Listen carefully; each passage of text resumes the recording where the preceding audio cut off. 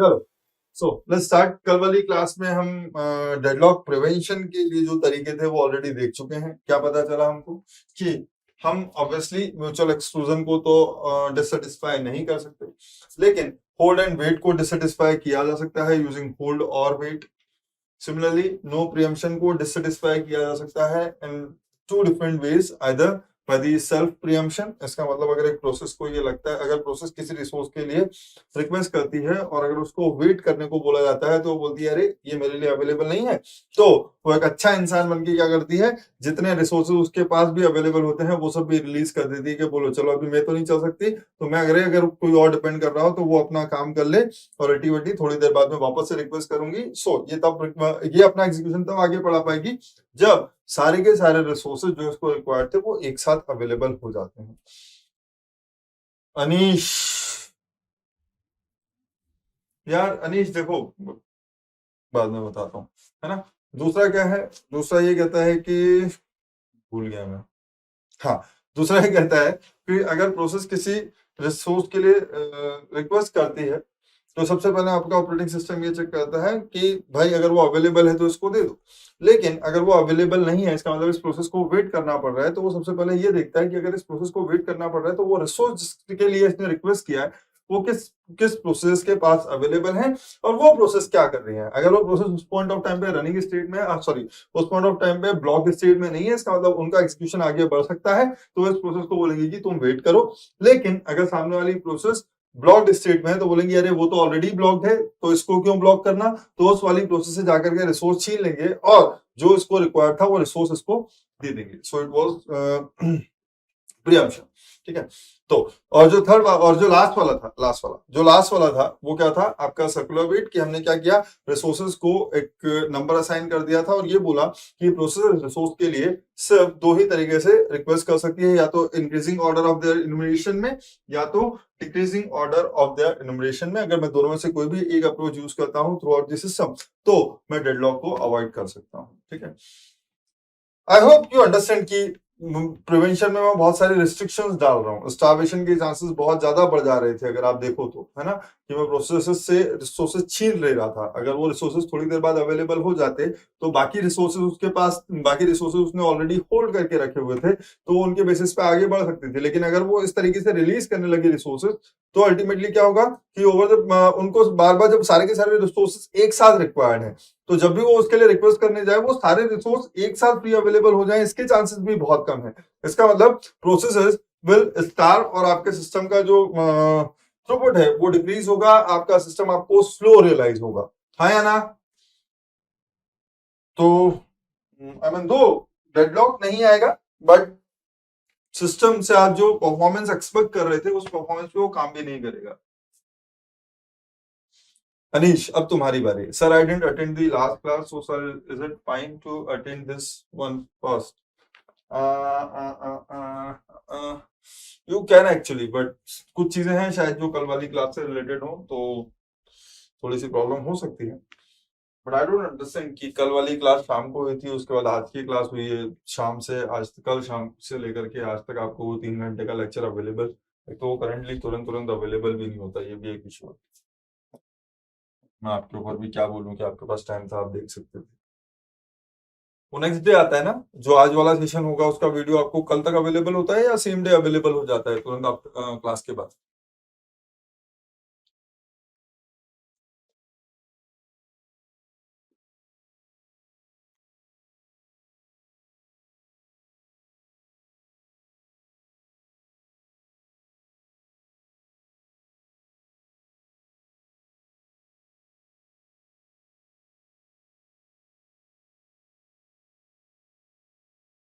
After 8 to 10 hours, 4 to 5 hours, ठीक है, बहुत ओवर, इसका मतलब वो तुरंत अवेलेबल नहीं होता। लेकिन अगर 8 to 10 आवर्स के बाद भी अवेलेबल होता है इसका मतलब वो आपको सुबह तक अवेलेबल हो जाता है। इसका मतलब वो आपको सुबह तक अवेलेबल हो गया होता, तो आप उसको देख सकते थे अगर चाहते तो, लेकिन आपने नहीं देखा क्योंकि आप चाहते ही नहीं थे। है ना।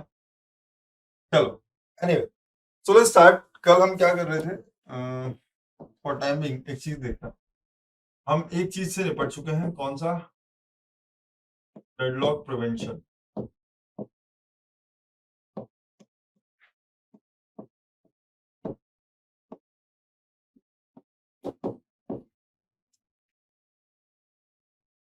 दूसरे पे चलते हैं, डेडलॉक अवॉइडेंस। देखो ऑर्डर थोड़ा ऐसा है कि दोनों में से कोई भी चीज पहले पढ़ाता तो आपको अजीब लगता है, इसलिए मैंने हल्का सा जो नेचर था वो आपको पहले ही बता दिया था कि क्या है रिसोर्स एलोकेशन ग्राफ का कॉन्सेप्ट। तो मैं आपको एक चीज बता देता हूँ अभी। तो हम जो दूसरी चीज, we are done with this and this is what we will discuss. लेकिन मैं डेडलॉक अवॉइडेंस के ऊपर जाऊं इससे पहले मुझे कुछ और समझने की जरूरत है कि डेडलॉक अवॉइडेंस हम क्यों देखते हैं। डेडलॉक अवॉइडेंस हम ये चाह रहे हैं कि डेडलॉक को अवॉइड किया जा सके, तो यहाँ पर हम डेडलॉक को होने ही नहीं देना चाहते, ठीक है। तो बेसिकली कॉन्सेप्ट साइकिल वाला ही आएगा कि आपका जो रिसोर्स एलोकेशन ग्राफ है उसके अंदर अगर सिंगल इंस्टेंस रिसोर्स के अंदर साइकिल आ जाती है तो हम बोलते हैं कि डेडलॉक है, अदरवाइज हम बोलते हैं कि डेडलॉक नहीं, हमें और मे नॉट एग्जिस्ट। अगर साइकिल नहीं है तो डेडलॉक डेफिनेटली नहीं होगा।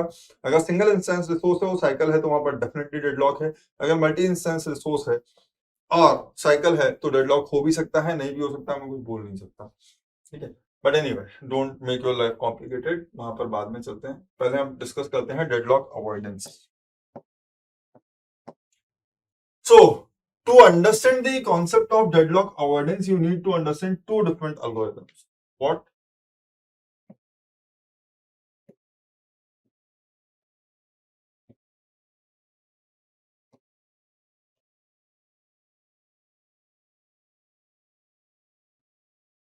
Safety algorithm, we don't need to discuss the algorithms, we need just need to understand.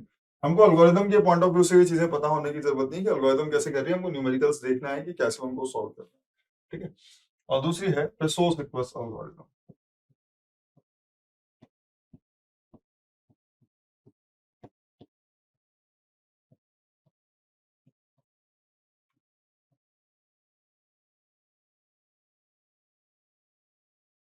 ये क्या कर दिया आपने? These two algorithms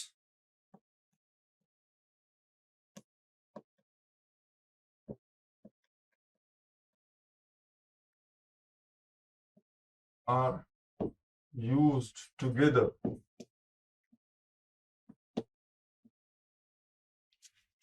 to avoid deadlock. Two algorithms are used together to avoid deadlock. So resource request algorithm, safety algorithm, and this resource request algorithm is generally known as Banker's algorithm.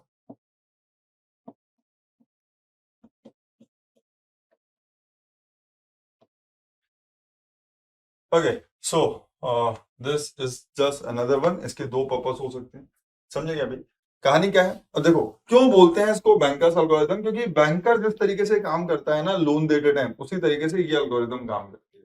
Banker को पता है अपने पास total पैसा कितना है, कितना कितना सुनो समझो बात को। अगर लेट्स अज्यूम कि एक होम लोन की बात कर लेते हैं, लेट्स अज्यूम कि एक होम लोन की बात कर लेते हैं।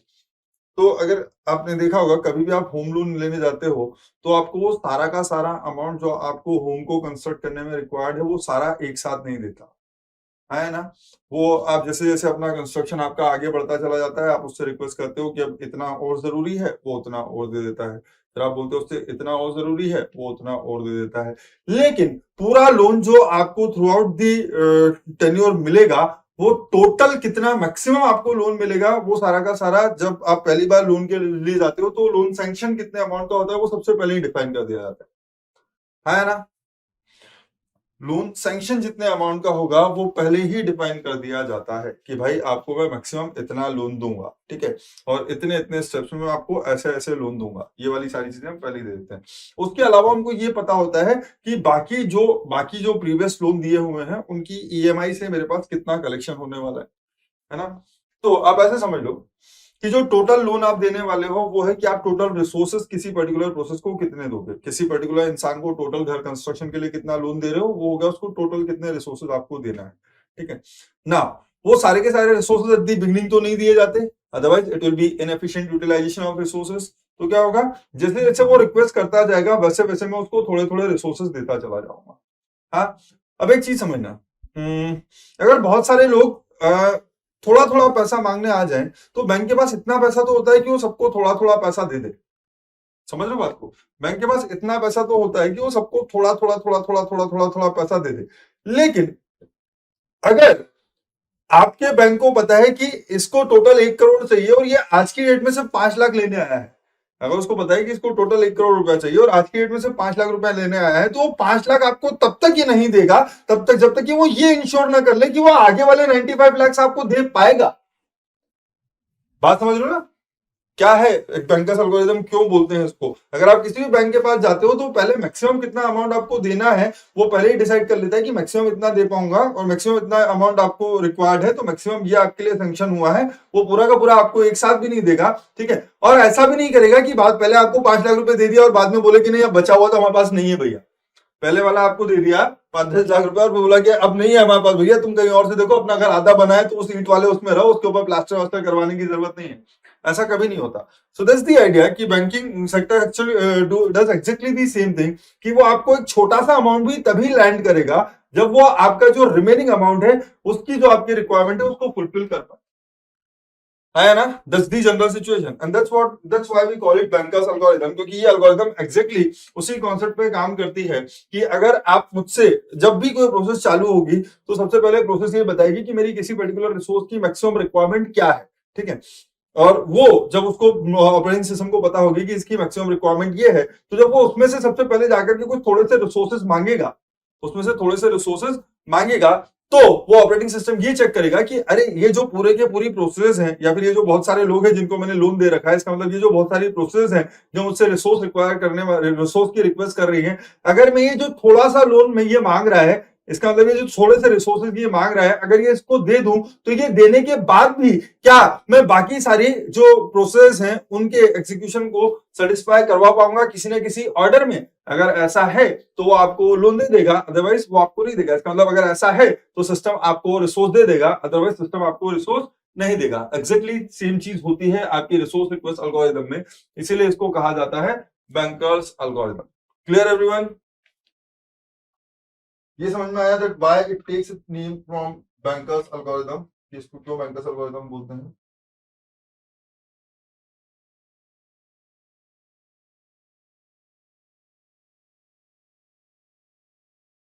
अच्छा, तो ये दो चीजें हैं, हमको ये दो चीजें समझनी है। तो सबसे पहले तो एक समझ लो क्या,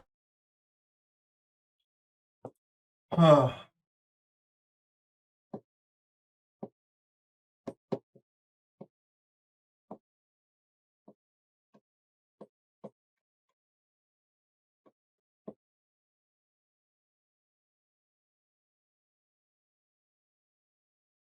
consider the following system.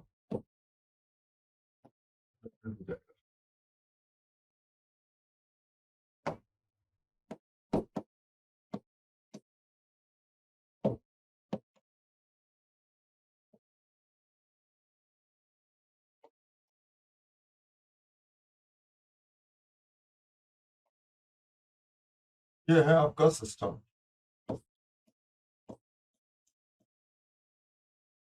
अब देखो इस सिस्टम के अंदर अलग अलग टाइप की चीजें अवेलेबल होंगी, कुछ नंबर ऑफ प्रोसेस इसके ऊपर एग्जीक्यूट हो रही होंगी, कुछ number of type of resources इसके अंदर होंगे, ठीक है। सो सबसे पहले तो सिस्टम के अंदर there will be let n equals to number of processes executing on the system.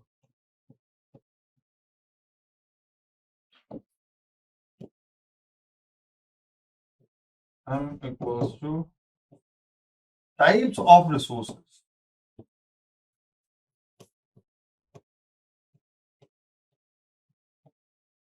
So these are the type of resources, sir.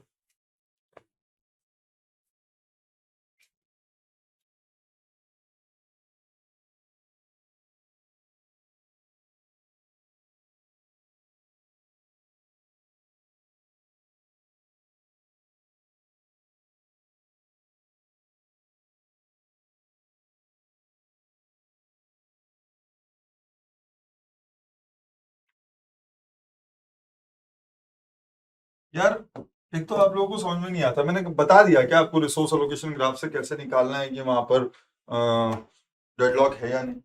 क्या मैं बता चुका हूँ कि कितना आई मीन किस अगर आपके पास कोई रिसोर्स एलोकेशन ग्राफ है तो कैसे चेक करोगे कि डेडलॉक है या नहीं। तो बीच में क्यों पूछ रहे हो पीयूष, आएंगे ना वहां पे, वहां भी आएंगे। सीक्वेंस तो देखो मैं ऑलरेडी बोल चुका हूँ कि ऑर्डर थोड़ा सा ऐसा है, दोनों में से किसी भी चीज को पढ़ लो कोई फर्क नहीं, बट मैं पहले ये डिस्कस कर रहा हूँ, पहले मुझे ये कर लेने दो।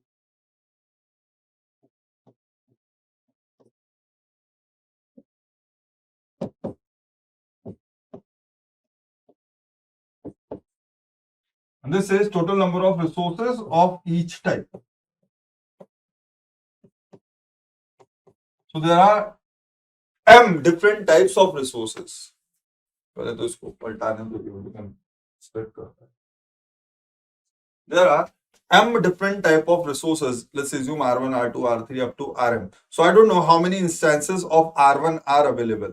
How many instances of R2 are available. So accordingly, total number of resources of each type, that is R1 type के कितने रिसोर्स हैं, R2 टाइप के कितने रिसोर्स हैं, ये सारी इंफॉर्मेशन भी आपके सिस्टम को अवेलेबल होनी चाहिए, आया ना। चलो उसके बाद आपकी जो प्रोसेस है, आपकी कोई भी एक पर्टिकुलर प्रोसेस किसी पर्टिकुलर टाइप के कितने रिसोर्स की मैक्सिमम उसको रिक्वायरमेंट है, ये समझने की कोशिश करते हैं। सो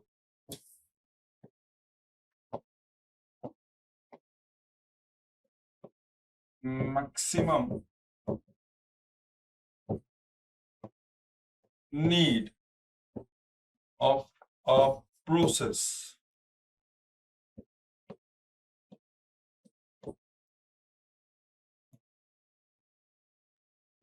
और a particular resource type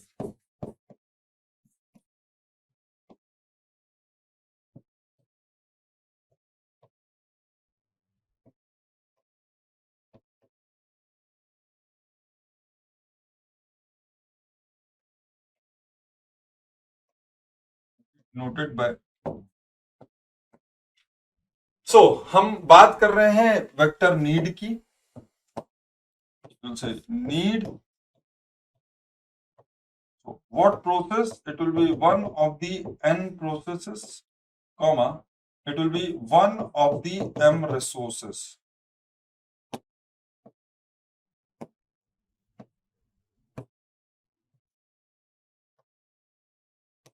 Let's say this is k, let's say this is k, so it says, it defines that what is the maximum need of a particular type of resource by a particular process। इसको कैसे define करोगे, max need, और let me से max need, या इसको अपनी पता, need और max need is the same thing, समझ में आया था, मैक्स नीड। अब बात करना, अगर मैं लिखता हूं दैट इज, अगर मैं लिखता हूं max need of i comma j is equals to k, तो इससे आप क्या समझोगे, अगर मैं इस तरीके से लिखता हूं तो इससे आप क्या समझोगे, अगर मैं इस तरीके से वेक्टर लिखता हूं तो इससे आप क्या समझोगे, टेल मी।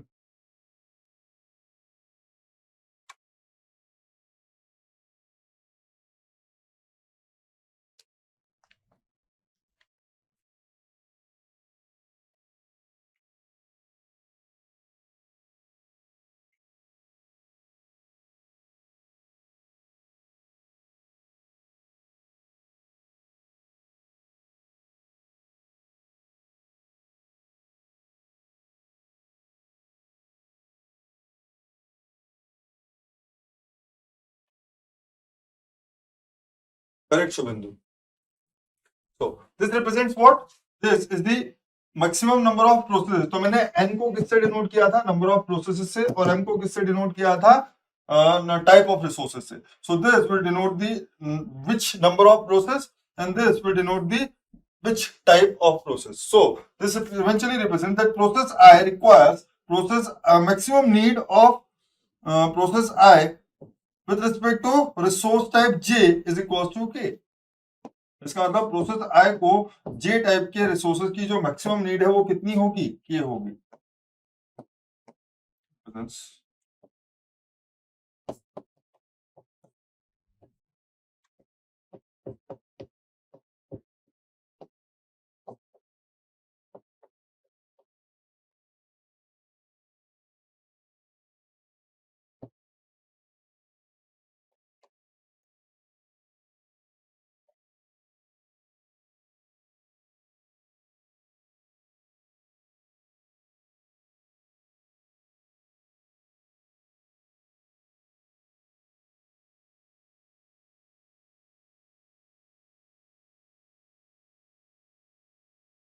जैसे मैं रिसोर्स टाइप जे को आर जे से डिनोट कर देता हूँ, resource type j SK, maximum need of process i और resource j SK. Yes, correct. चल, ये एक चीज, इसको थोड़ा छोटा कर दें। इसमें मैं बता रहा हूँ कि आपको किस टाइप में देखने को चीजें मिल सकती है। We need not use the this terminology. We need not use this terminology. लेकिन अगर आपको कहीं ये टर्मिनोलॉजी देखने को मिले तो उसका भी आप मतलब समझ पाओ, इसलिए मैं आपको ये डिफाइन कर देता हूँ। ये तो मैक्सिमम नीड है, ये तो मैक्सिमम नीड है। लेकिन मैं आपसे ऑलरेडी बोल चुका हूं कि अगर कोई भी प्रोसेस आती है तो वो शुरुआत में ही उसको जितने मैक्सिमम रिसोर्सेज रिक्वायर्ड है किसी पर्टिकुलर टाइप के, वो सारे के सारे एक साथ पहली ही बार में ले ले, ये जरूरी नहीं है। इसका मतलब उसकी जो किसी पर्टिकुलर प्रोसेस आई के लिए जो जे टाइप के रिसोर्स अलोकेटेड है, किसी प्रोसेस आई को जो जे टाइप के रिसोर्स अलोकेटेड है वो कितने हैं वो मुझे अभी नहीं पता। ठीक है, तो allocation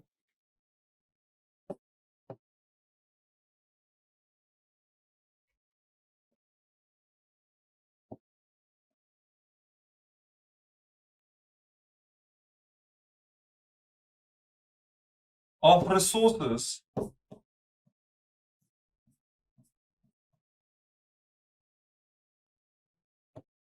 to a process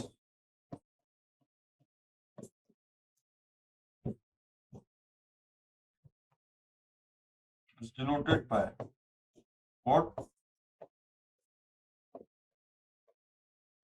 Allocation. Again, what? That किस प्रोसेस के लिए बात कर रहे हो? That one of the another process में m टाइप के जो डिफरेंट रिसोर्स हैं वो इस चीज से डिनोट होंगे। दैट इज, अगर मैं लिख रहा हूं, दैट इज ऐसे allocation of I comma j is equals to whatever x. by के allocation of I comma j is equals to x. That is x instances of resource Rj, x instances of resource Rj are allocated, x instances of Rj, resource Rj are allocated to process I, or we may call it Pi, but that's fine. Clear है? Allocation को मैं इस तरीके से represent कर सकता हूं। सो ये थी हमारी maximum need. Now I can define the remaining need. Let need represent the let need represent the remaining need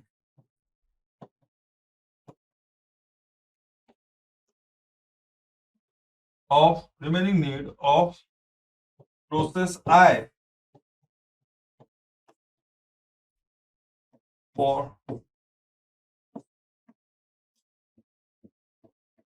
source J. Let need represents the remaining need of process I for resource J. Then how do we denote the need? Let's try to understand this. Need of process I for resource type J. Need of process I for resource type J will be what? So let's try to understand. Max need of i comma J represent कि process I को जे type के maximum कितने resources चाहिए थे, और उसमें से आपने आई टाइप जे टाइप के कितने रिसोर्स ऑलरेडी प्रोसेस आई को अलोकेट कर दिए हैं। तो इसको मैक्सिमम इतने चाहिए थे, अगर आपने इतने अलोकेट कर दिए हो तो उसको इतने ही और चाहिए होंगे। So can I denote it like max of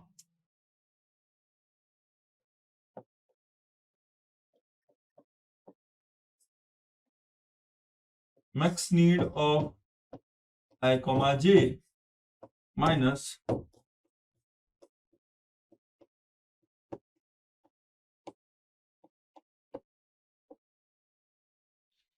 allocation or simply allocated I comma j. Yes or no? Can I denote it like this? कि remaining need कितनी है? तो precisely you can call it remaining need अगर आप confuse हो रहे हो तो.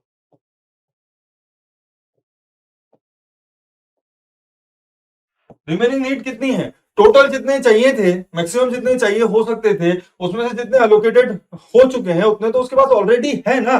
तो और मैक्सिमम कितने मांगेगा? जो बच गए होंगे और उतने और मांगेगा, उससे ज्यादा तो नहीं मांगेगा. उससे ज्यादा तो नहीं मांगेगा, है ना.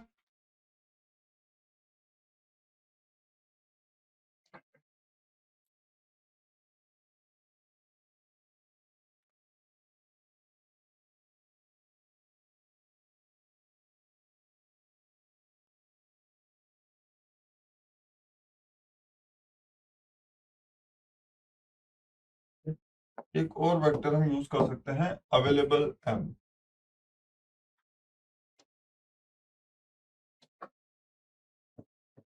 तो अभी तक आईजे की फॉर्म में बात हो रही थी. Let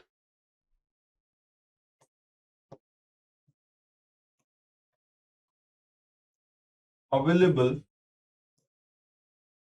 one out of M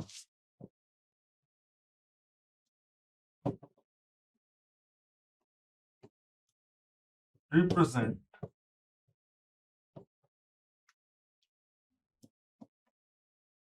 the number of instances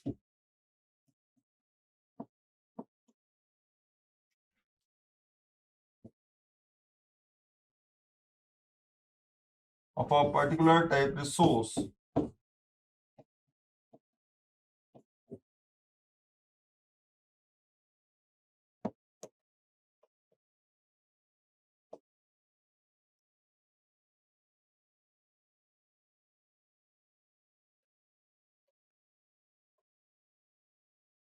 which are currently available.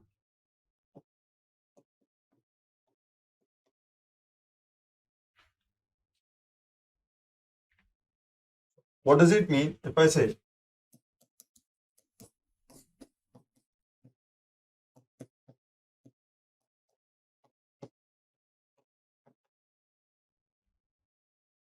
अगर मैं बोल देता हूं available of j equals to l, so just for the notation ऐसा मत समझो. What does it mean if I say available of j equals to l, that is l instances of resource rj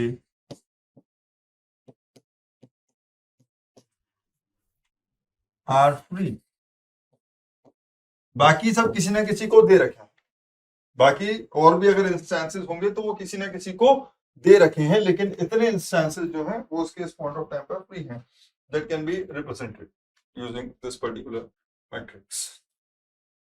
तो this is just the notation. ऐसा मत सोचो कि sir इसके अंदर क्या हुआ. बस मैं ये बताना की चाह रहा था कि आप चीजों को जनरली बोल के ना लिखा जाए, इस तरीके से लिख दिया जाए तो आपको उसका मीनिंग समझ में आना चाहिए कि वो क्या कहने की कोशिश कर रहा है. इतना क्लियर है? इतना क्लियर है कि अगर इस तरीके से चीजें लिख दी जाए तो आप उसका मतलब समझ पाओगे.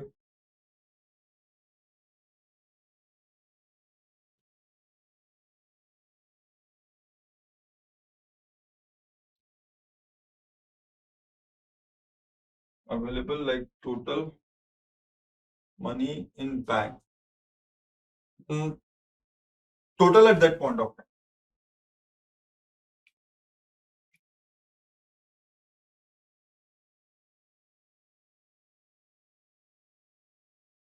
Yes, Piyush, that's what I'm trying to say. Okay.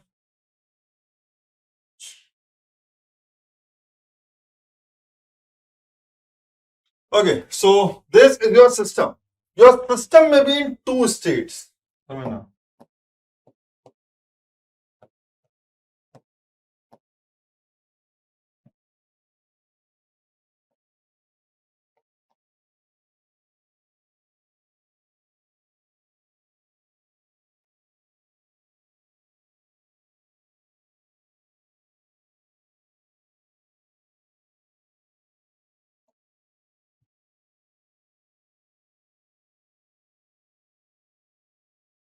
System में बी सेफ और अनसेफ, या सब लोगों को पता है.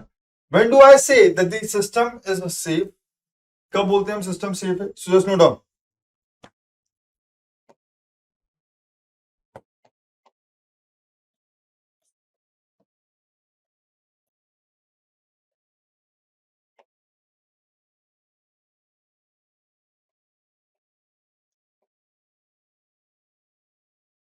System is said to be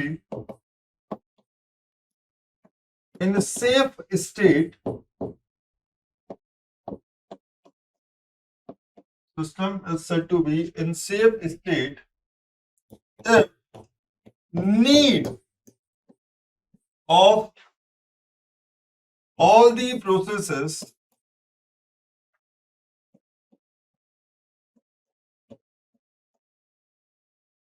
system is said to be in safe state if need of all the processes can be satisfied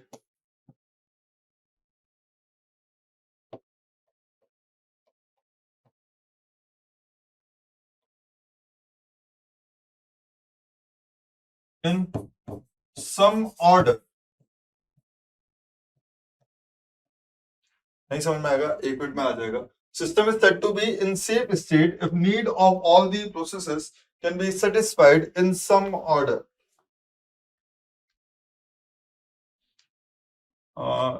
In some order with available resources.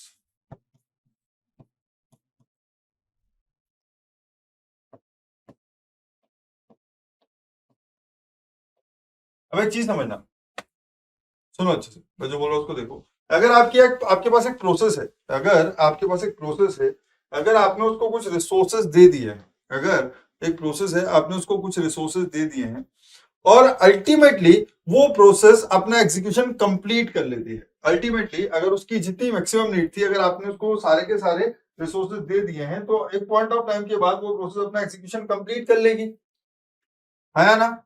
ना, जब वो अपना एग्जीक्यूशन कंप्लीट कर लेगी तो क्या उसके पास जो रिसोर्सेज जो मैंने उसको अलोकेट किए हुए थे, क्या वो सारे के सारे रिसोर्सेज फ्री हो जाएंगे? हाँ या ना? अगर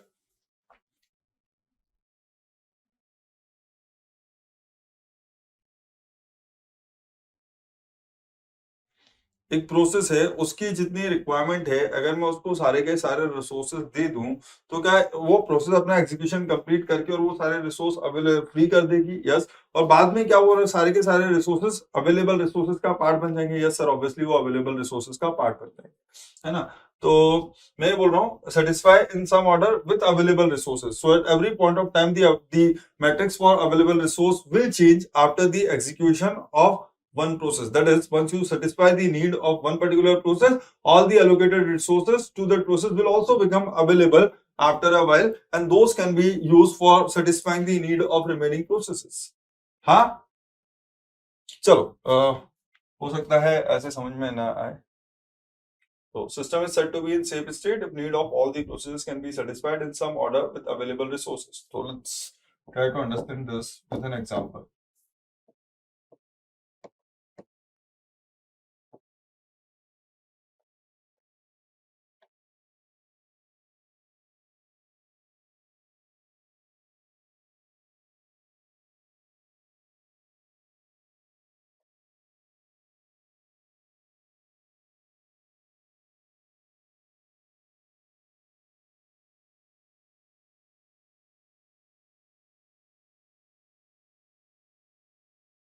तो यहाँ पर कुछ प्रोसेस कंसिडर कर लेते हैं और कुछ उसके अलावा फिर नंबर ऑफ रिसोर्सेज की बात कर लेते हैं. लेट्स अज्यूम कि मेरे पास सिर्फ 5 प्रोसेसेस हैं. This are the processes P1, P2,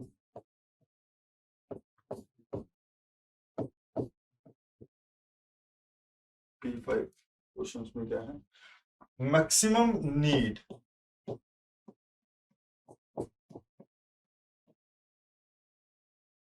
of R. So we are considering only one type of resource, that is resource R. We are considering only one type of resource. So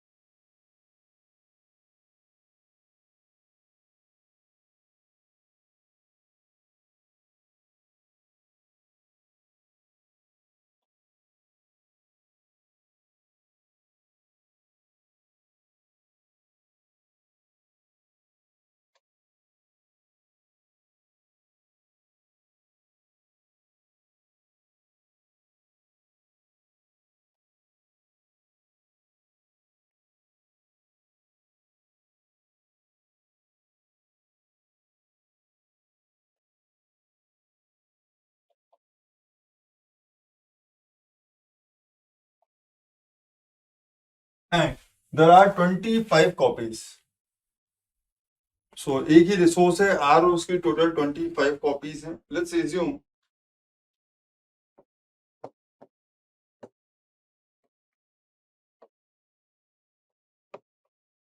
ये कुछ इनकी maximum need है. फिर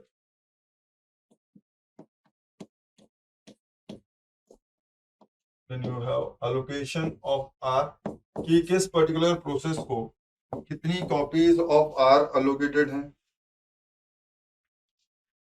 ये हो गया. Now tell me whether this system is in safe state or not. Tell me whether this system is in safe state or not.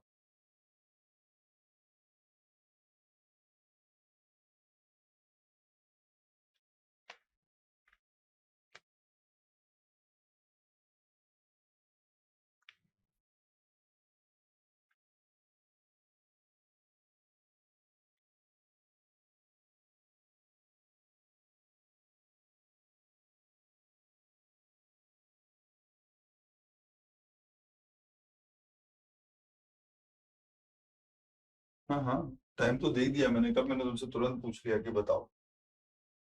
Check करो.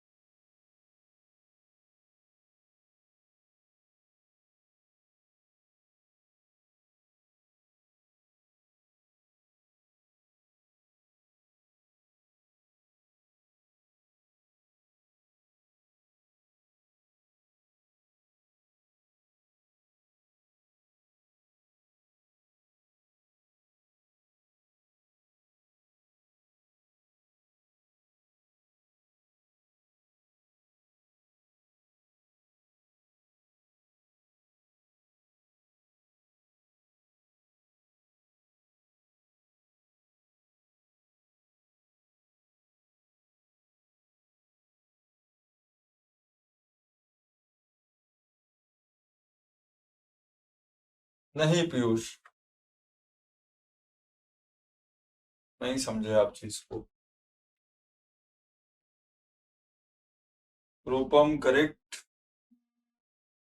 Kishan correct, Akash obviously, Chandra Prakash safe state. ये आप लोगों ने किया हुआ है अपने यूनिवर्सिटी कोर्स में. Let's try to understand. सबसे पहले आपको क्या निकालना है. देखो, मुझे देखना है क्या whether the need of processes can be satisfied or not. So this is the maximum need. This is the maximum need. Out of this maximum need, those many resources are already allocated. Those many resources are already allocated to the corresponding processes. Now, what is the remaining need of R?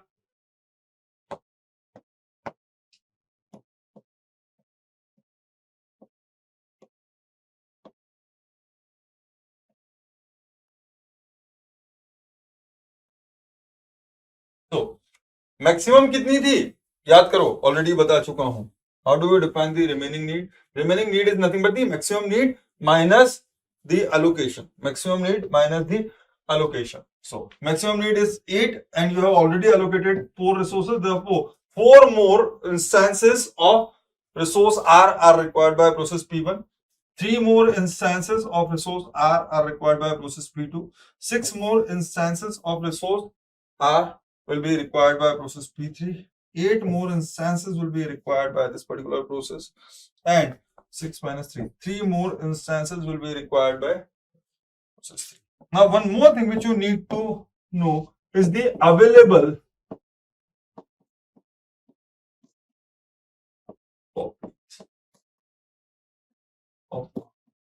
not the total. How did I define the available? Available is nothing but the number of instances which are free. Available is nothing but the number of instances which are free. So if somebody asks you available of J, then can you write the formula for this?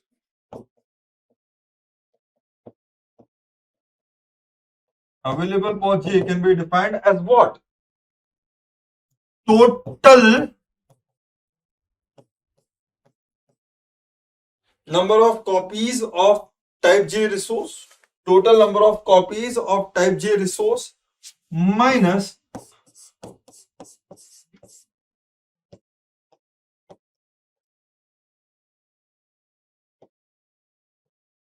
allocation of type J resource. Total कितनी available थी type जे की, उसमें से आप कितने allocate कर चुके हो? टोटल कितनी अवेलेबल थी, उसमें से आप कितने अलोकेट कर चुके हो, वो आपका क्या बनेगा? अवेलेबल। यस और नो? तो अगर यहां पर देखो तो टोटल कितनी कॉपीज अवेलेबल थी? 25। तो total available were 25। How many copies of are already allocated? 4 to 6, 6, 12, 7, 19, 22. So how many copies are available?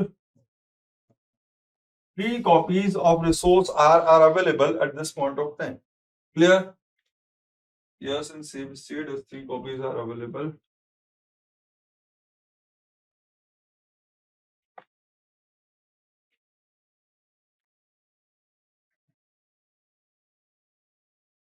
Clear है? चल, now you have only 3 copies of resource are available to you. Now, what did we say? Our system is said to be in safe state. Our system is said to be in safe state if need of all the processes can be satisfied in some order. किसी ना किसी order में, जरूरी नहीं है कि जिस order में प्रोसेस आई है उसी ऑर्डर में उनकी रिक्वेस्ट को सेटिस्फाई किया जाए। अगर मैं किसी भी ऑर्डर में इन रिक्वेस्ट प्रोसेस की इस नीड को सेटिस्फाई कर सकता हूं तो मैं बोलूंगा कि मेरा जो सिस्टम है वो सेफ है, अदरवाइज वो safe. Clear? So let's try to understand. This is available.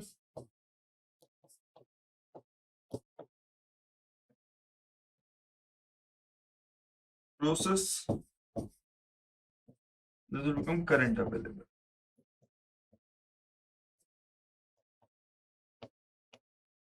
Let's try to understand this.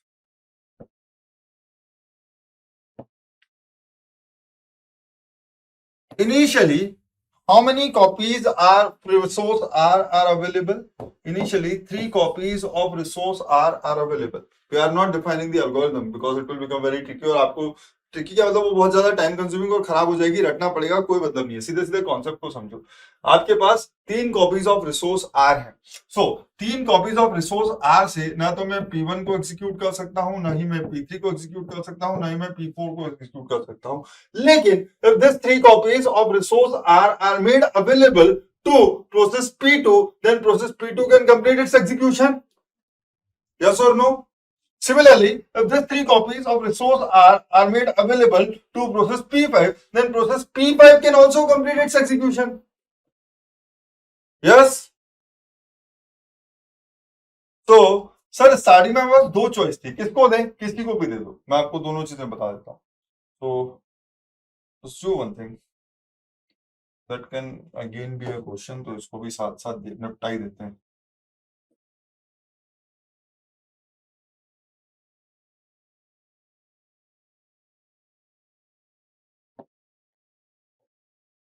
ये हर जगह आप इस तरीके से कर पाओगे जरूरी नहीं है, यहाँ पर नंबर ऑफ प्रोसेस कम है इसलिए मैं ऐसा कर पा रहा हूँ, तो समझना। मेरे पास अलग अलग पॉसिबिलिटी थी। क्या क्या पॉसिबिलिटी थी सर? देख बता रहा हूँ।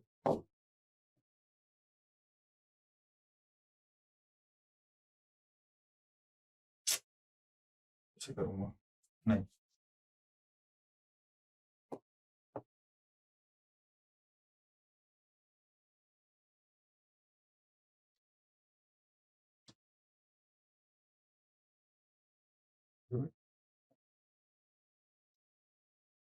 अरे ये अलग अलग टाइप के शेप क्यों दिखा रहे हो मुझको?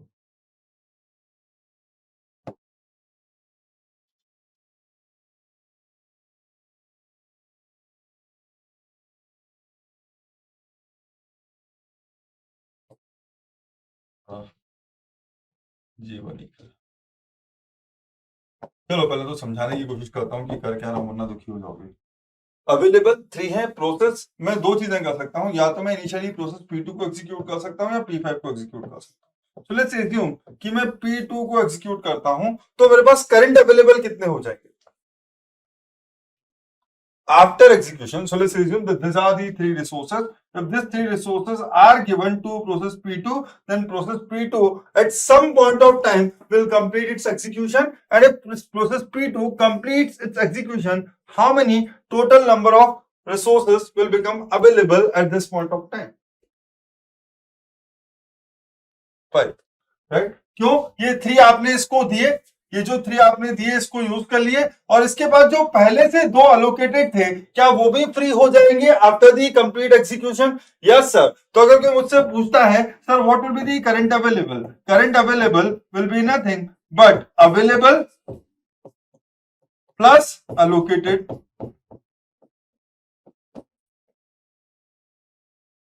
To process. जिस भी प्रोसेस को आपने दिए हैं ऑब्वियसली उसी प्रोसेस की बात हो रही है, आया ना? मैं जिस प्रोसेस के पॉइंट ऑफ व्यू से बात कर रहा हूँ सिर्फ उसी की बात कर रहा हूँ, ज्यादा कंफ्यूज मत होना। प्रोसेस P2 को कितने एलोकेटेड थे? So you will eventually see 3 plus कितने प्रोसेस P2 को एलोकेटेड थे? 2। So current available will become 5। इसका मतलब आप जो नेक्स्ट एग्जीक्यूशन स्टार्ट करोगे वो कितनों से सोच सकते हो? तो आप 5 के साथ सोच सकते हो। आप जो नेक्स्ट चीज है वो कितने अवेलेबल रिसोर्सेज के साथ कर सकते हो? 5 के साथ। So let's try to understand कि ये प्रोसेस तो एग्जीक्यूट हो गई, ये प्रोसेस तो एग्जीक्यूट हो गई। अब जो 5 अवेलेबल रिसोर्सेज हैं उनके साथ आप किस किस का एग्जीक्यूशन कर सकते हो? सर इसकी नीड 4 है, ये भी चल जाएगा, ये भी चल जाएगा, तो अब 2 है। मैं चाहूं तो P1 को चला सकता हूं, ठीक है, और अगर चाहूं तो P5 को चला सकता हूं। तो लेट्स अज्यूम कि अगर मैं P1 को एग्जीक्यूट करता हूं, then what will be the current available? What will be the current available after execution of P1? After execution of P1, the current available, सुनना, इस पॉइंट ऑफ टाइम पर available थे 5 और इसको जो allocated थे वो थे 4. So after some time, when process P1 completes its execution, there will be 9 copies of resource R. So you can actually say 5 plus 4. Done. Now this 9 copies will become current available. Now, with 9 copies of R, you can execute any of the remaining 3. With 9 copies of resource R, you can execute any of these 3. Therefore, how many different orders are possible? 3 factorial at this point of time. So, when this comes, if I take this situation, then out of this 9, 3 factorial, because what? Either you can say, sir, execute P3, P4, P5, or P4, P3, P5, or P5, P4, P3, and so on. So there are 3 factorial different ways in which the remaining processes can complete their execution afterwards. Yes or no? बोलो बोलो बोलो।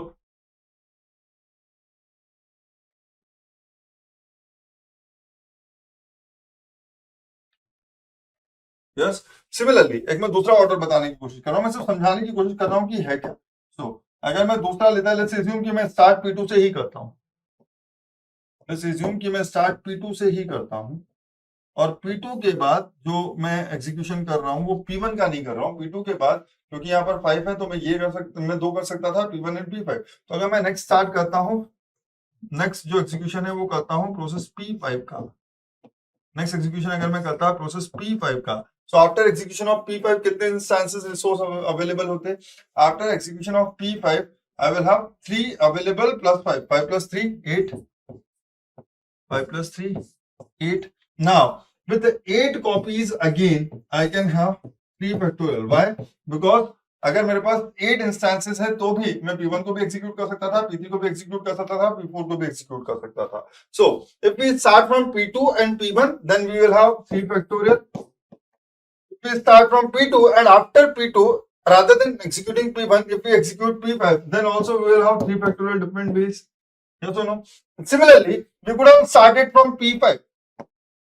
Similarly, we could have started from P5. So अगर मैं P5 से start करता, यही बना दे रहा हूं, सिर्फ आपको समझा रहा हूं, इसको ज्यादा कंफ्यूज होने की जरूरत नहीं है क्योंकि मैं नंबर्स की बात कर रहा हूं। अगर मैं P5 की बात करता हूं तो P5 एग्जीक्यूट हो सकता था। P5 की एग्जीक्यूशन के बाद यहाँ पर जो अवेलेबल आते वो आते 3 plus 3, तो मेरे पास अवेलेबल हो जाते 6, मेरे पास अवेलेबल हो जाते 6 के साथ मैं पहले इसको एग्जीक्यूट कर चुका था, ये दोनों अभी बचे हुए थे, ये दोनों अभी बचे हुए थे। तो 6 के साथ में क्या क्या एग्जीक्यूट करवा सकता था? ये 3 एग्जीक्यूट करवा सकता था, ये 3 एग्जीक्यूट करवा सकता था। आप समझना, यहाँ पर ये 6 थे, यहाँ पर ये 6 थे, लेकिन 6 के बाद मैं ये तीनों को एग्जीक्यूट करवा सकता था, इन तीनों में से किसी को भी एग्जीक्यूट करवाता तो 6 + 4 10 हो जाते, उसके बाद ये आ जाते, फिर ये आ जाते। इसका मतलब मैं किसी भी एक को एग्जीक्यूट करवाता, मैं किसी भी एक को एग्जीक्यूट करवाता, इसके बाद तो मैं कोई भी एक कितने टाइप से चूज कर सकता था, मैं कोई भी एक चूज कर सकता था 3 टाइप से। इसका मतलब मैं P5 के बाद, P2 के बाद, सॉरी P2 तो मैंने एग्जीक्यूट किया ही नहीं ना, कुछ और कर दिया, हाँ P5, सॉरी P5, मैं P5 के बाद इन तीनों में से कोई भी एक चूज कर लेता। लेट्स अज्यूम तीन में से कोई एक कितने टाइप से चूज किया जा सकता है सर? 3 टाइप से चूज किया जा सकता है। इसका मतलब मैं या तो P1 को चूज कर लेता, या तो मैं P2 को चूज कर लेता, या तो मैं P3 को चूज कर लेता। या सुनो ना, अगर P5 के बाद P1 को चूज कर लेता तो अगेन मेरे पास 3 फैक्टोरियल होते। P5 के बाद P2 को यूज कर लेता तो बचे हुए 3 के लिए अगेन मेरे पास 3 फैक्टोरियल तरीके होते। P5 के बाद P3 चूज कर लेता तो अगेन बचे हुए के लिए मेरे पास 3 फैक्टोरियल तरीके होते। या सुनो, तो मेरे पास टोटल कितनी सेफ सीक्वेंस थी?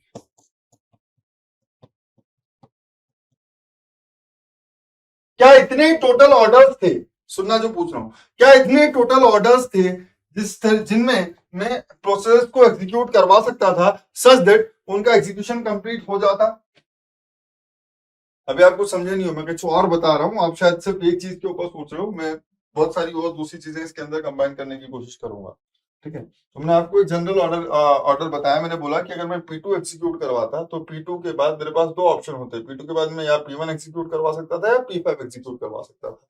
तो P2 के बाद P1 एग्जीक्यूट करवाता तो मेरे पास जो टोटल अवेलेबल हो जाते वो करंट अवेलेबल हो जाते, वो हो जाते 9। इसका मतलब उतनी कॉपीज से मैं जो बचे हुए प्रोसेस थे उनमें से किसी को भी किसी भी ऑर्डर में एग्जीक्यूट कर सकता था। सिमिलरली अगर मैं P2 के बाद P5 एग्जीक्यूट करवाता तो मेरे पास जो अवेलेबल हो जाते, P2 के बाद P5 एग्जीक्यूट करवाता तो P2 से ये हो जाते 5 + 8। यस, P2 के बाद P5 एग्जीक्यूट करवाते तो मेरे पास हो जाते 8, और इन 8 अवेलेबल रिसोर्सेज के साथ मैं बची हुई 3 प्रोसेस को कितने 3 फैक्टोरियल तरीके से एग्जीक्यूट करवा सकता था। इसका मतलब P2 P1 के बाद जो बची हुई 3 थी वो 6 तरीके से लिखी जा सकती थी।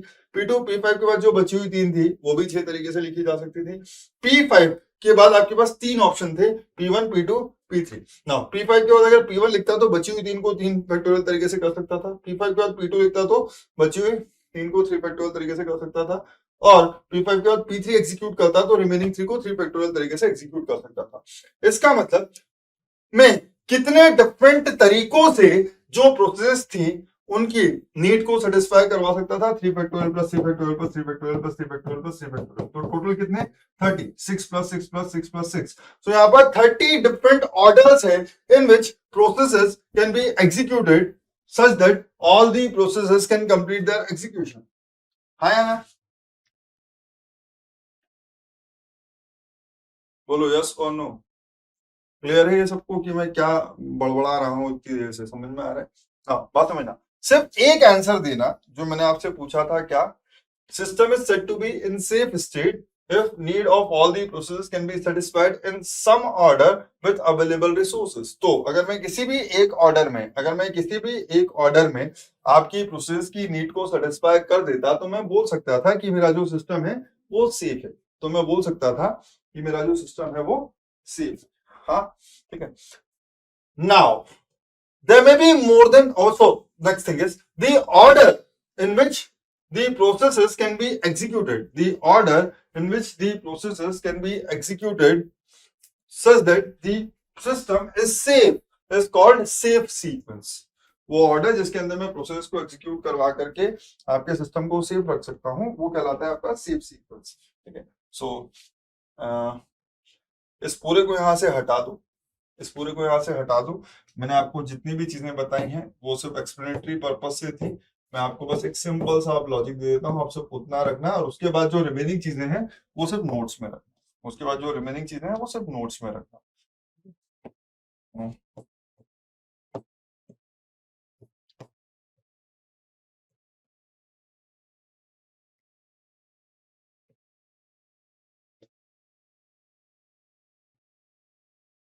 आई मीन मुझे लगता है कि अगर कभी भी सेफ सीक्वेंस का क्वेश्चन आया, कभी भी सेफ सीक्वेंस का क्वेश्चन आया तो वो इसी चीज से रिलेटेड आएगा, that how many safe sequence does the particular system has, how many safe sequences does the particular system has. तो पहले तो सिर्फ इतना समझ लो।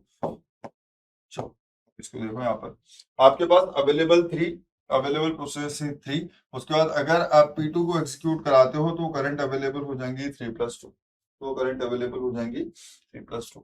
Now with this 5 available processes, sorry 5 available resources, क्या पागल पागल हो गया, दिस 5 अवेलेबल रिसोर्सेस आप ऑलरेडी किसको करवा चुके हो, P2 को एग्जीक्यूट करवा चुके हो। So, this 5 available resources, you can complete the need of 2 processes, P1 or P3. So let's execute.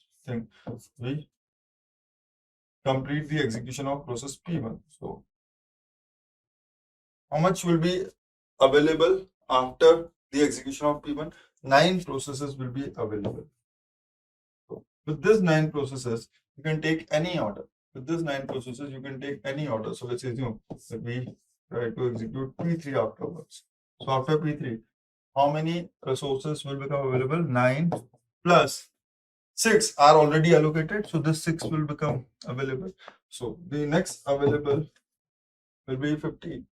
P3 also executed. So with this 15, you can eventually execute P4. Let's assume if you execute P4, then how many resources will become available? 15 copies of resource are पहले से ही available थी, और उसके बाद इस P4 ने जो उसके पास 7 थी वो रिलीज कर दी होंगी after the execution, right. Now how many copies? 22. This copies you can complete the execution of process P5. How many copies will become available?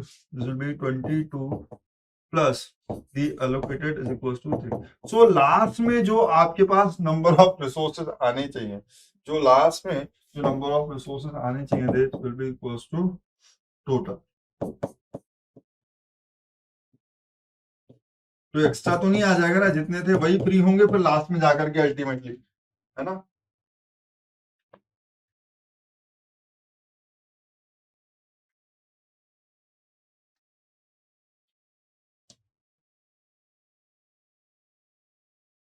तो यहाँ पर बहुत सारी सीक्वेंसेस हैं, यहाँ पर बहुत सारी सीक्वेंसेस हैं। मैंने सिर्फ एक सीक्वेंस लिखी है, बट मैं ऑलरेडी बोल चुका हूं कि यहाँ पर 30 डिफरेंट सीक्वेंसेस हैं जिसमें इन प्रोसेसेस को एग्जीक्यूट कराया जा सकता है, such that the need of all the processes can be satisfied. So just note down, पहले इतना कॉपी कर लिया तो बताओ, तो आगे की बात करता हूँ। Note down.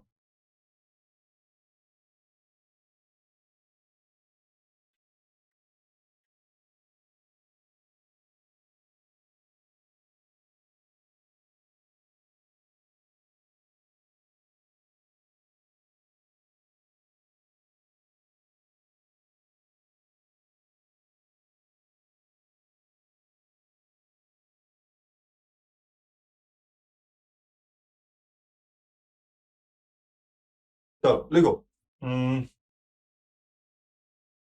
the above is, समझ लो पहले तो यहाँ पर the above system is in the above system is safe, is in safe state. The above system is in safe state. The above system is in safe state because the above system is in safe state because the need of all the processes, because the need of all the processes can be satisfied, because the need of all the systems can be satisfied in at least one order,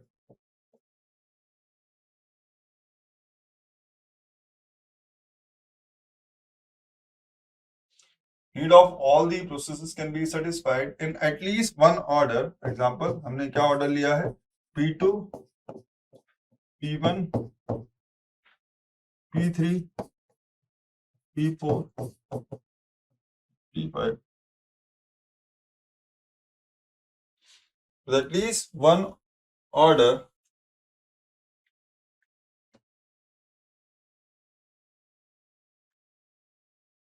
using available resources. can be satisfied in at least one order using available resources. Done? Sure. Next, Ikna. Next.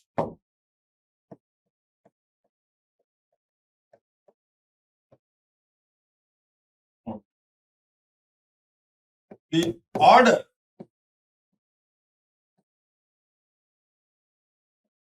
in which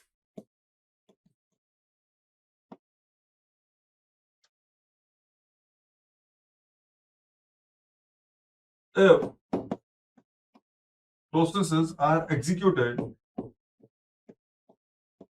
take me. The order in which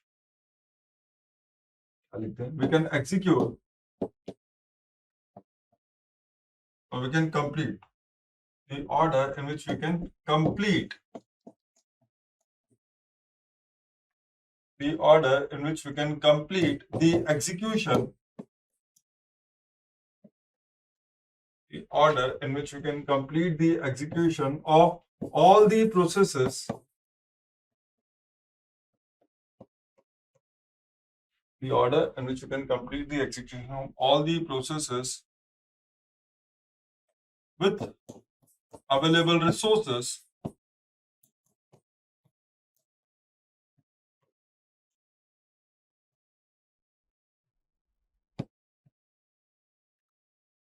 is called safe sequence.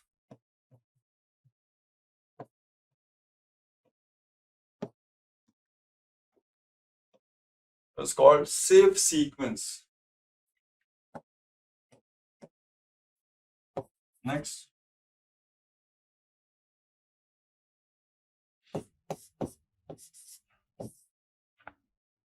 In a system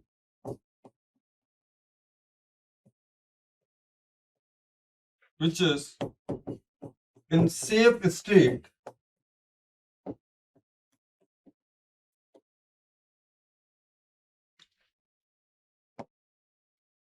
in a system which is in safe state, there may be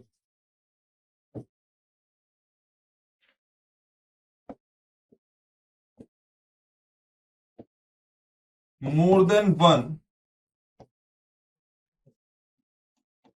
safe sequences.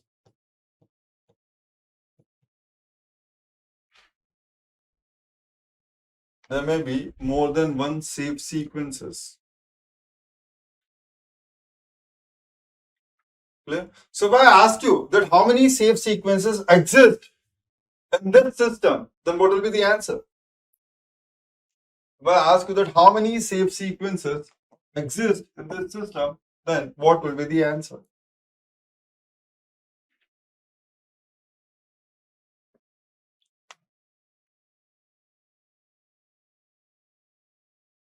$30. Obviously, we have already calculated कि sir ये 30 different orders थे जिनमें मैं process को execute कर सकता था.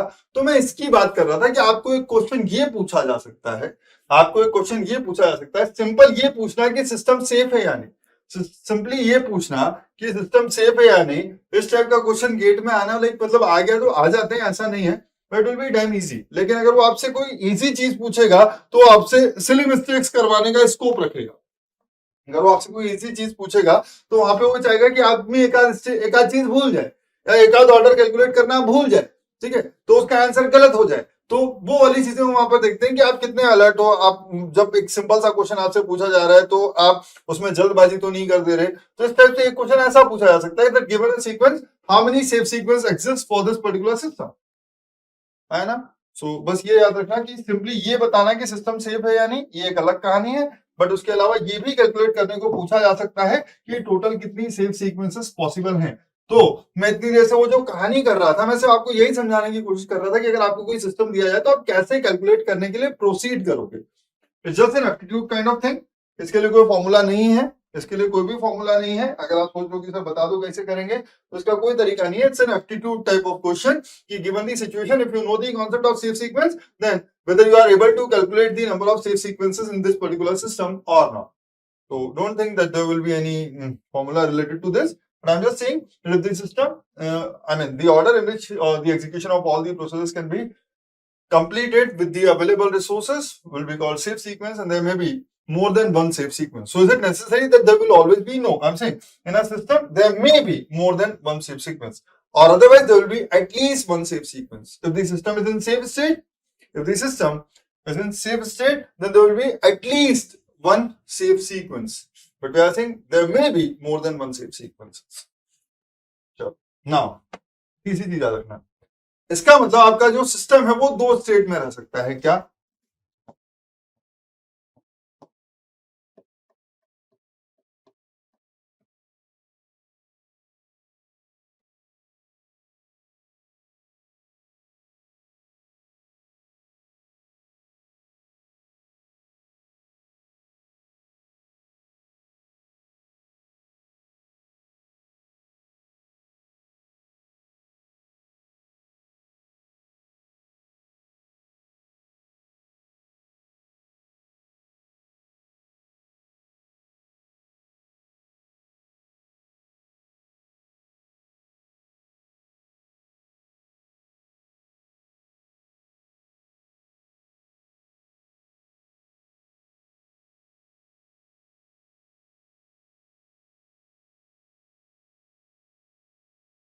A system may be in one of the two states. What are these two states? Safe state, वो एक डायग्राम में बनाते हैं, वो अच्छा नहीं लगता मुझको.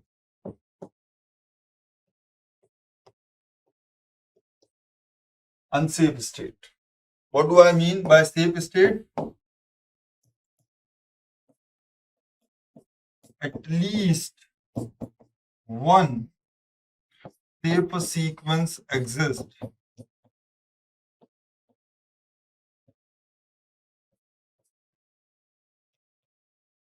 At least one. अगर एक भी सेफ सीक्वेंस है तो आपका सिस्टम सेफ स्टेट में है. यहां पर unsafe state, no safe sequence exist.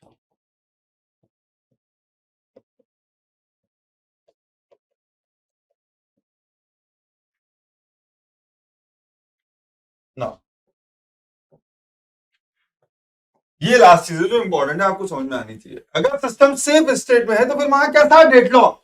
अगर सिस्टम सेफ स्टेट में है तो क्या वहां पर ये गारंटीड है कि वहां पर डेडलॉक होगा? नहीं सर, वहां पर कभी डेडलॉक नहीं होगा, क्योंकि सिस्टम सेफ स्टेट में. इसका मतलब अभी भी सारी की सारी प्रोसेस अपना एग्जीक्यूशन कंप्लीट करके निकल सकती हैं जिस स्टेट में वो है. उस करंट स्टेट में वहां पर कोई डेडलॉक नहीं है. उस करंट स्टेट में वहां पर कोई डेडलॉक नहीं है. System is in safe state,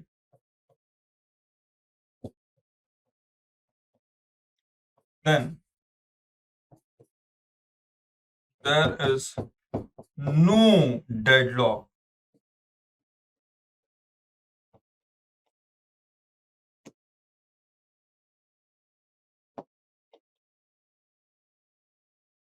ठीक है.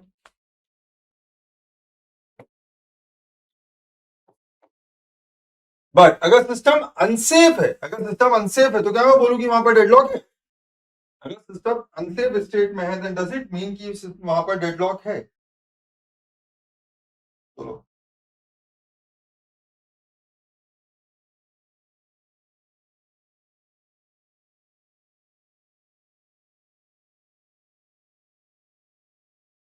बोलो, अगर सिस्टम अनसेफ है तो क्या ये जरूरी है कि वहां पर डेडलॉक है?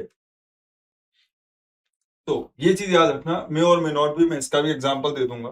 देखो एक्चुअल में क्या है, सुनना, कहानी बहुत सिंपल सी है. आप बोलोगे सर क्यों डेडलॉक नहीं होता?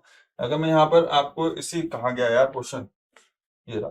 अगर मैं इसी में आपको बोलता कि कोई सेफ सीक्वेंस नहीं है, अगर मैं यहीं पर आपसे बोलता कि सर कोई सीक्वेंस नहीं चंद्र प्रकाश, नहीं, डेडलॉक जरूरी नहीं है. मे और मे नॉट भी, आप अपने बचपन के इतने आसान से कॉन्सेप्ट को मत बोलो, सब गुड़ गोबर कर दोगे. सबको पता है सिस्टम दो स्टेट में हो सकता है. स्टेट सेफ स्टेट में भी हो सकता है, अनसेफ स्टेट में भी हो सकता है। अगर सिस्टम सेफ स्टेट में है तो वहां कभी डेडलॉक नहीं होता। सिस्टम अनसेफ स्टेट में है so there may be deadlock, there may not be deadlock. But sir क्यों? अगर आप किसी भी ऑर्डर में नीड को सेटिस्फाई नहीं कर पा रहे तो समझना बात को, हम किसी भी ऑर्डर में नीड को सेटिस्फाई नहीं कर पा रहे ये अलग चीज है। हम किसी भी ऑर्डर में नीड को सेटिस्फाई नहीं कर पा रहे ये अलग चीज है, लेकिन इसका ये मतलब नहीं है कि वहां पर डेडलॉक होगा। बताओ क्यों? मैं आपको एक लॉजिक देता हूं, सुनना सुनना सुनना सुनना। मैंने आपसे बोला था कि प्रोसेसेस का जो एग्जीक्यूशन है वो फेजेस में होता है। क्या मैंने आपसे कहा था कि प्रोसेसेस का जो एग्जीक्यूशन है वो फेजेस में होता है? हाँ सर, प्रोसेस का एग्जीक्यूशन फेजेस में होता है। ठीक है, तो हो सकता है कि यहाँ पर कोई सीक्वेंस ना हो, यहाँ पर दिख रही है दैट्स अ डिफरेंट थिंग, लेकिन लेट्स अज्यूम कि यहाँ पर कोई सीक्वेंस ना हो जो इस पूरे के पूरे सिस्टम की नीड को किसी ना किसी ऑर्डर में सेटिस्फाई कर सकती है। But what you need to understand is कि इस प्रोसेस P1 को 4 रिसोर्सेज अलोकेटेड है। इस प्रोसेस P1 को 4 रिसोर्सेज अलोकेटेड है, लेकिन ऐसा भी तो हो सकता है इसकी मैक्सिमम नीड 8 है। इसकी मैक्सिमम नीड 8 है, इसका मतलब इसको कभी भी 8 से ज्यादा रिसोर्सेज की रिक्वायरमेंट नहीं होगी। इसकी मैक्सिमम नीड 8 है, इसका मतलब इसको कभी भी 8 से ज्यादा रिसोर्स आर की रिक्वायरमेंट नहीं होगी। लेकिन ये ऐसा भी तो हो सकता है कि ये फॉर टाइम बीइंग बीच में 2 रिलीज कर दे, फॉर टाइम बाद बीच में 2 रिलीज कर दे और बाद में 6 के लिए डिमांड कर दे। हाँ या ना? इसको मैक्सिमम जो चाहिए 8 चाहिए, तो इसने बोला अभी मेरे पास 4 है, लेकिन फॉर टाइम बीइंग मुझे सिर्फ 2 की जरूरत है तो मैं 2 रिलीज कर देता हूं। फॉर टाइमिंग में 2 की जरूरत है तो मैं 2 रिलीज कर देता हूं, और जो बचे हुए 6 हैं जब मुझे 8 की जरूरत पड़ेगी तब वो 6 एक साथ डिमांड कर लूंगा, तब वो 6 एक साथ डिमांड कर लूंगा। सो फॉर टाइमिंग जब ये रिलीज करेगा तो रिलीज जो होंगे वो अवेलेबल में ऐड हो जाएंगे, और जैसे ही वो अवेलेबल में ऐड होंगे तो जो सिस्टम फंस रहा होगा उसको बाहर निकाल लाएगा, दूसरी प्रोसेस अपने रिसोर्सेज अवेलेबल रिलीज कर देगी, और जब इसको ये 6 की जरूरत पड़ेगी तब ये मिल जाएंगे। ऐसा हो सकता है या नहीं? ऐसा हो सकता है या नहीं? समझ रहे हो बात को? कि अगर अनसेफ है तो इसका ये मतलब नहीं है कि वहां पर डेडलॉक होगा ही होगा, क्योंकि हम यहां पर ये नहीं कह रहे हैं कि प्रोसेसेस कभी भी अपने रिसोर्सेज को बीच में छोड़ेगी नहीं। वो सारे के सारे ऐसा तो नहीं बोला गया ना कि सारी की सारी प्रोसेस को सारे रिसोर्सेज की जरूरत है, पूरे के पूरे इतने रिसोर्स की जरूरत है थ्रू आउट द एग्जीक्यूशन, ऐसा तो नहीं है ना। उसकी मैक्सिमम नीड ये है, इसका मतलब किसी पॉइंट ऑफ टाइम पर उसको जो maximum number of instances of resource are required होंगे वो 8 होंगे, लेकिन इसका ये मतलब नहीं है कि थ्रू आउट द एग्जीक्यूशन उसको 8 इंस्टेंसेस की ही रिक्वायरमेंट है।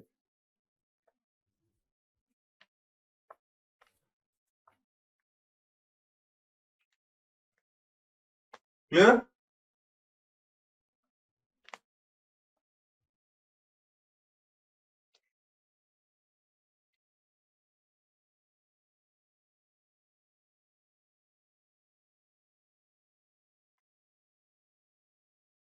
तो मे और may not, just try to understand. No safe sequence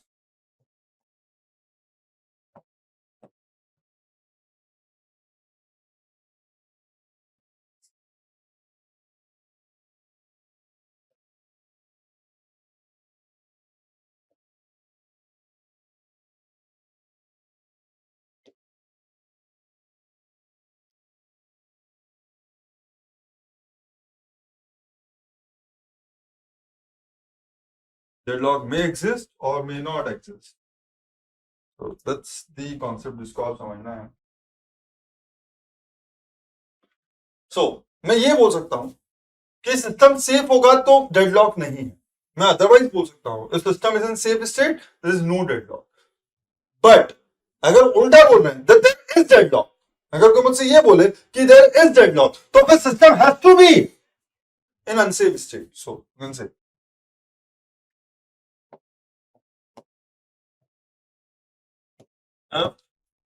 there is no deadlock,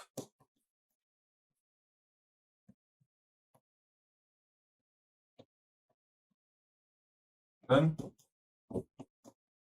system may be in safe state और अनसेफ स्टेट। मुझे नहीं पता कि किसमें है, मुझे नहीं पता कि किसमें है। अगर डेडलॉक नहीं है तो उस पॉइंट ऑफ टाइम पर सिस्टम सेफ भी हो सकता है, अनसेफ भी हो सकता है, क्योंकि अनसेफ स्टेट में भी हो सकता है कि डेडलॉक ना हो। ठीक है, but there, but if deadlock exists,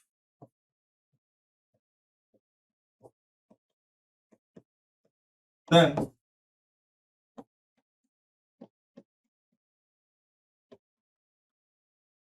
system is definitely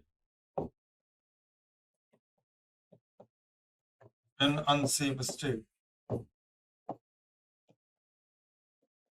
सो इतना तो ठीक है। इससे लोग कंफ्यूज हो जाते हैं कि सर डेडलॉक नहीं है तो सेफ होगा। नहीं, अगर डेडलॉक नहीं है तो मुझे नहीं पता कि वो सेफ है या अनसेफ है। अगर डेडलॉक नहीं है तो मुझे नहीं पता कि वो सेफ है या अनसेफ है। बट अगर डेडलॉक है तो मुझको पता है कि वो अनसेफ ही होगा, उसके अलावा कुछ और नहीं हो सकता। Clear? So this is all about the working of safety algorithm. is all about the working of safety algorithm। तो मैंने डेडलॉक अवॉइडेंस से शुरू किया था और मैंने बोला two algorithms are used to together to avoid deadlock। Two algorithms are used together to avoid deadlock। First one is safety algorithm, which is used to check whether the system is in safe state or not। So क्या करती है, लिख लो यहाँ पर वापस, used to check whether the system is in safe state or not। ये हो गया, तो बचपन वाला काम है। अब हम बात करते हैं रिसोर्स रिक्वेस्ट एल्गोरिथम की, which is actually your bankers algorithm. Resource request algorithm which is actually your bankers algorithm. तो फिर बोल देता हूँ एक बार, आप लोगों ने ये डायग्राम देखा होगा, बना लो। बाकी मैं इसको इसलिए नहीं बनाता हूँ क्योंकि मुझे थोड़ा डर लगता है। This is your system, this is your system. तो इसको बोला ये सेफ है, ये अनसेफ है। ये बहुत जगह देखने को मिलता है लेकिन मुझे अच्छा नहीं लगता, इसके लिए मैं नहीं बना। तो जब भी डेडलॉक होगा, वो डेडलॉक वाला जो पोर्शन है, दिस एक्चुअली वेन डायग्राम।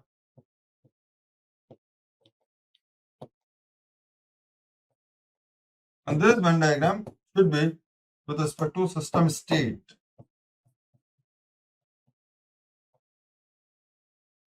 मतलब सिस्टम की जो स्टेट्स हैं वो दो हो सकती हैं, या तो सेफ होगी या अनसेफ होगी। मैं सिस्टम के लिए डायग्राम नहीं बनाना चाहता, नीचे सिस्टम लिख देते हैं। सिस्टम के लिए नहीं, क्योंकि सिस्टम का कुछ पोर्शन सेफ है कुछ अनसेफ है, ऐसा नहीं है ना।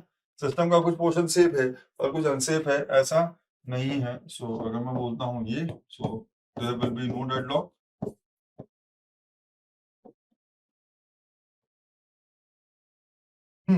तो यहाँ पर ये इस वाले स्टेट में तब होगा जब सेफ सीक्वेंस होगी, अदरवाइज नहीं होगा। चलो नेक्स्ट बात करते हैं bankers algorithm.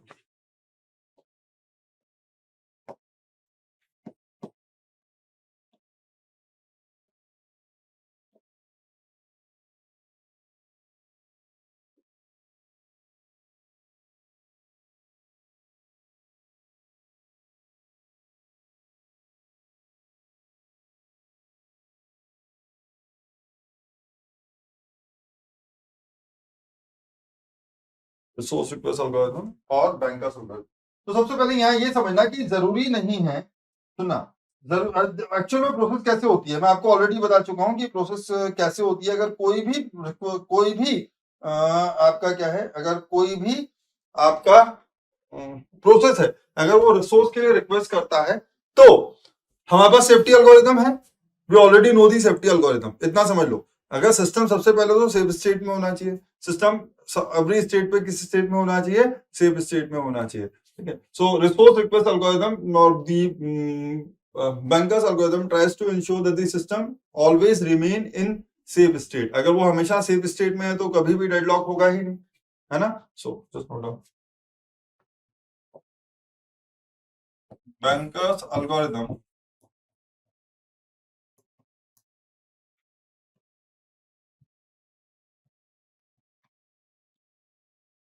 tries to ensure or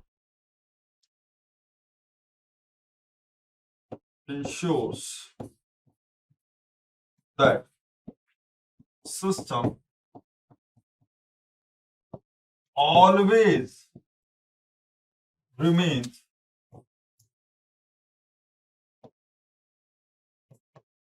in safe state.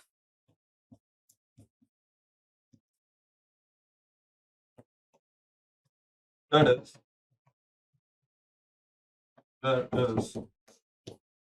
no deadlock।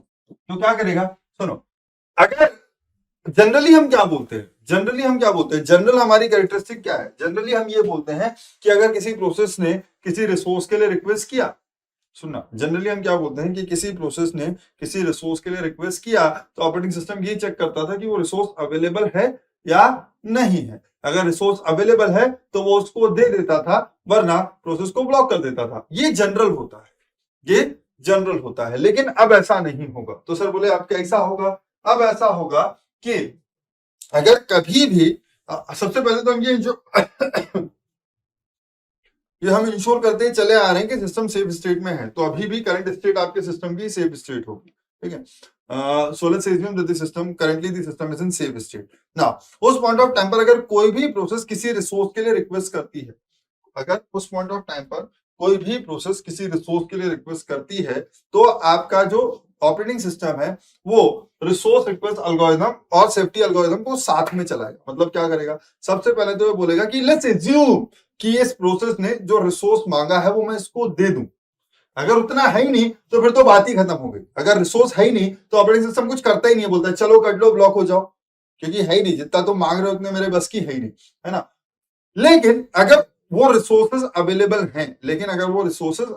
हैं, तो क्या, अगर रिसोर्सेज अवेलेबल हैं तो सबसे पहले हम ये एज्यूम करेंगे, अभी मैं अलोकेट नहीं करूंगा। सुनना, आपका जो बैंकर्स एल्गोरिथम है वो सीधे सीधे रिसोर्सेज को अलोकेट नहीं करेगा। वो सबसे पहले क्या करेगा, वो एज्यूम करेगा कि मान लो कि अगर मैंने ये जो रिसोर्स ये प्रोसेस मांग रही है ये इसको दे दिया, तो अगर मैंने वो जो रिसोर्सेस थे वो उसको दे दिए तो आपके जो अवेलेबल रिसोर्सेस होंगे उसमें कुछ कमी आ जाएगी, किसी पर्टिकुलर प्रोसेस की जो नीड है उसके अंदर कुछ कमी आ जाएगी, लेकिन जो बाकी प्रोसेस हैं उनकी नीड के अंदर कुछ कमी नहीं आएगी, लेकिन अवेलेबल कम हो जाएंगे, ठीक है।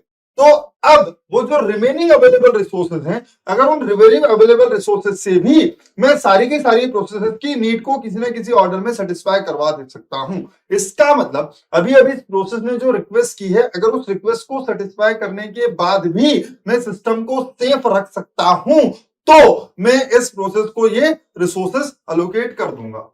समझ गए बात को। लेकिन अगर मैं ये जो रिसोर्स इस पर्टिकुलर प्रोसेस ने रिक्वेस्ट किए हैं, अगर ये रिसोर्स अलोकेट करने के बाद मुझे पता चलेगा कि अगर उसके बाद जब मैं एनालिसिस कर रहा हूं, जब मैं देख रहा हूं और मुझे पता चलता है कि अरे अगर मैंने इसको ये रिसोर्सेज दे दिए तो मेरा सिस्टम अनसेफ स्टेट में आ जाएगा। डेडलॉक तो गारंटीड नहीं है, पहले ही बोल रहा हूं, लेकिन मेरा सिस्टम अनसेफ स्टेट में आ जाएगा। तो बोलेगा नहीं, ये सिस्टम अनसेफ स्टेट में चला जाएगा। एक काम करते हैं, ये जो प्रोसेस है जिसने ये रिक्वेस्ट की है, अब क्योंकि मैं इसको अलोकेट नहीं करूंगा, समझना, मैं इसको क्यों दूंगा रिसोर्स, क्योंकि अगर मैं इसको रिसोर्स दे देता हूं तो मेरा सिस्टम अनसेफ स्टेट में जा सकता है, तो मैं इसको नहीं दूंगा। और अगर इसको नहीं दूंगा तो इसने मांगे कब होंगे, जब इसको अपने एग्जीक्यूशन को आगे बढ़ाने की जरूरत होगी। इसने मांगे तब होंगे जब इसको एग्जीक्यूशन को आगे बढ़ाने की जरूरत होगी। तो इसने मांगे हैं, मैं इसको दे नहीं रहा, तो ये प्रोसेस तो आगे जा ही नहीं सकती। तो इस प्रोसेस को कर दो ब्लॉक। और इसको कब अनब्लॉक करना, जब इसकी रिक्वेस्ट को फुलफिल किया जा सके। समझ गए बात को, समझे बात को कि मैं क्या करने की कोशिश कर रहा हूं। रिसोर्स रिक्वेस्ट एल्गोरिथम क्या इंश्योर करेगी कि कभी भी प्रोसेस आपके जो अवेलेबल रिसोर्स हैं, अगर प्रोसेस की जो रिक्वेस्ट है वो अवेलेबल रिसोर्सेज से ज्यादा है, तब तो मैं सीधे सीधे उसको ब्लॉक कर दूंगा। अगर प्रोसेस की जो रिक्वेस्ट है वो अवेलेबल रिसोर्सेज से अगर ज्यादा है तो मैं उसको सीधे सीधे ब्लॉक कर दूंगा कि बेटा जो तुम मांग रहे हो वो मेरे पास अभी है ही नहीं, देखेंगे बाद में होगा या नहीं। हाँ, लेकिन दूसरी चीज क्या है, अगर जो रिक्वेस्ट है वो अवेलेबल से कम होती तो एक नॉर्मल सिस्टम में आपका जो ऑपरेटिंग सिस्टम है वो उस रिक्वेस्ट को फुलफिल कर देता, लेकिन यहां मैं उसको नहीं करने दूंगा। बोले नहीं, ऐसे आंख बंद करके नहीं। मान लो कि तुमने इसको रिक्वेस्ट जो इसने की है वो अलोकेट कर दिया और बाद में तुम डेडलॉक में चले गए तो तुमको कौन बचाएगा, है ना। तो इसलिए ऐसा मत करो, पहले चेक करो कि अगर इसको दे दोगे तो आप सेफ स्टेट में रहोगे या अनसेफ स्टेट में रहोगे। समझ में आया क्या कहानी है।